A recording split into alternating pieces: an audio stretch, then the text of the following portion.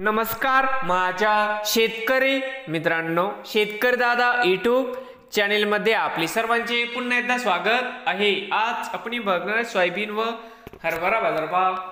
Pawansut trading company सुडीफाटा येथील आजचे soybean व हरभरा बाजारभाव म्हणजे दिनांक 13 जुलै 2025। सर्व शेतकऱ्यांनी हा व्हिडिओ संपूर्णपणे बघा, कुठे स्किप करता। आजचे चालू खरेदी सोयाबीन बाजारभाव।